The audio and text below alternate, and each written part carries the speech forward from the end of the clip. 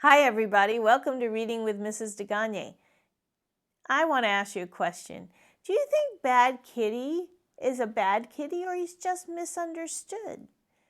I don't know, but I'm going to think about it as I'm reading you this cool Christmas story.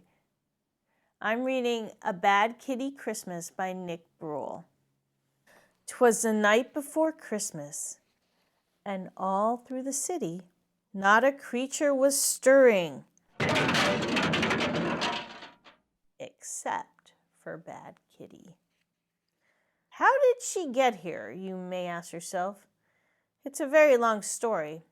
I'll tell it myself. First thing this morning, I awoke to a clatter. I ran down the stairs and asked, "What's the matter?" That's when I found Kitty in the midst of her caper.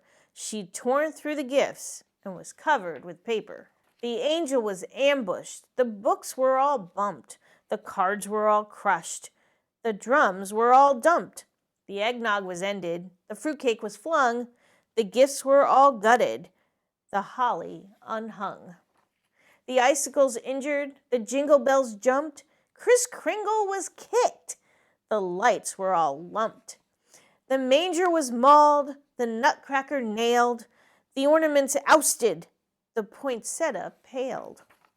The quiet was quashed. The ribbons ripped up. The star was sent swirling. The tree was tripped up. The unicorn uglied. Vixen was vexed. The wreath looked just wretched. The xylophone exed. Our Yuletide looked yucky.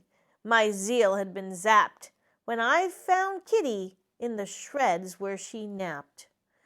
Oh, Kitty! Bad Kitty! I'm filled with distress. You've ruined our Christmas. Just look at this mess. All of these presents, these were for you. Why did you do it? And Kitty said, meow. Though there were presents and bundles and boxes galore, Kitty was angry. She wanted more. She wanted an ape and a bear and a cormorant dish, a duck and an eagle baked with a fish, a gecko, a horse, an ibis, a jackal, a kiwi and a lion in a soup with a mackerel, a narwhal, an owl, a penguin on rye, a quetzal, a rabbit, and a seahorse in pie, a toad, an urchin, a vole, and a whale, a xerox and yak fried with zebra tail. That does it. I've had it. Just look at this place. I don't care if you're mad. Kitty, you're a disgrace. I've never known someone so selfish and greedy. 'Tis the season, you know, to give to the needy. I'd better start cleaning. What will you do? Do you feel like helping? And Kitty said, meow. She was still miffed when we packed up to go on an afternoon trip in the Christmas Eve snow. As we left for the city to see Uncle Murray, the window was open, and she left in a hurry. Oh, Kitty, dear Kitty, don't go, you must stay, we shouted and cried as she ran away. But still she abandoned us right there and then. We thought that we'd never see Kitty again. 'Twas the night before Christmas, and out on the street I saw a little black cat with little wet feet. She sat in an alley, a path dark and scary. She didn't look jolly, she didn't look merry. She looked so alone as she sat there and pondered, as if she was lost and unsure where she wandered. And then she began to meow and to bellow. She cried for a while until I said, hello. What do we have here? A little black cat. Don't you have a home? Let's look into that. There, little cat. It'll be all right. You shouldn't be out on this cold, wintry night. I'll take you upstairs to dry off your fur. Would you like some food? And this kitty said, purr. Now my home's a bit empty, why it's practically bare, but I still have a little and I'm happy to share. I grabbed a clean towel to dry off her back and set down a plate with a small, tasty snack. Do you like this old tree, the one on the shelf? Do you know I adorned it all by myself? You won't see any tinsel, not even one light. It only has photos. They're all black and white. Come sit with me, Cat, and let me show you all the folk in my life and the people I knew. Here's my Aunt Agnes with my brother Bobby, with dear cousin Clancy and his daughter Dottie. That's Edgar the elder with my father Frank, next to grandmother Gail and my husband Hank. These are my in-laws, Ike and Iolana, with their two juveniles, John and Johanna. They each had a kid, Kendra and Ken, and their lineage goes on with Landra and Len. Here's my mother Marge with her lovely niece Nan, with her offspring Oscar and her partner Pam. That's Quinnen the quilt, a family heirloom. He's related to Robert, who hails from Khartoum. That's my dear sister Sophie and her twins Tina and Todd, with dear Uncle Opton, who had a nose that was odd. That's Vasha, my friend, or friend in Afrikaans. She's Walter's wife, and he is my son. This last one's my favorite. It's the whole silly gang at a Christmas reunion where we laughed and we sang. We met in New York near the end of December. I wrote on the picture so I'd always remember. On here it says Christmas 1962. We're spending our Yule at the Central Park Zoo. This cat looked entranced while I patted her fur as she stared at each picture there before her.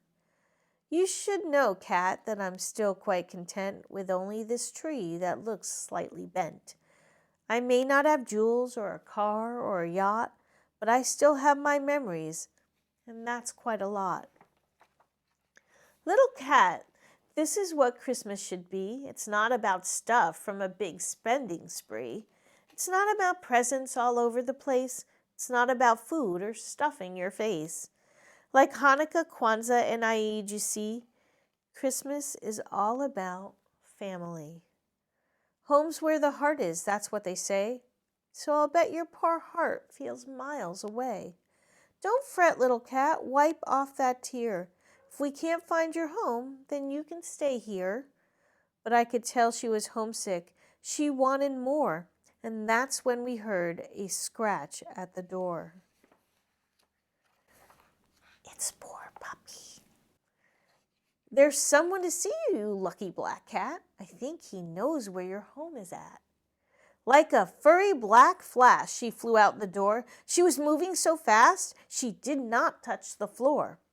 So I guess you'll be leaving, I said with a sigh. I'm so glad I met you. Tell your folks I said hi. So I sat in my chair and put my tree in my lap and settled myself for a long winter's nap. I was happy to know she had a home of her own. Too bad I'll be spending my Christmas alone. But just when I started to slumber and snore, again I heard scratching at my front door. The cat had come back, like she had something to do. What do you want? And Kitty said, "You too." 'Twas the night before Christmas. We were filled with regrets as we sat in our seats, missing our pets.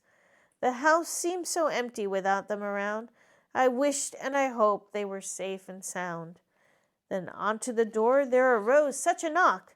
I sprang from my chair from the sudden shock, when what to my wondering eyes should appear but Kitty and Puppy and a lady most dear. They're home, they're home! Christmas is saved. Welcome home, Kitty. I hope you behave. And thank you, dear lady, for bringing them back. I hope that you'll stay for a late Christmas snack. And she did, don't you know? In fact, she moved in. Some friends are like family, and she became kin. Up there is her photo. It's high in the tree, wrapped snug in the branches for all to see. So Kitty is home now. I think that she'll stay. She's gone off to bed to end this long day. This story is over now that everything's right. Merry Christmas to all, and to all a good night. I'm really glad that Kitty found someone while she was so lost and afraid in the city, who took her in and really showed her what Christmas is about. And it's about family and being with people you love. So I hope you have a wonderful, wonderful, family, love-filled holiday, and I'll see you next time on Reading with Mrs. DeGagne.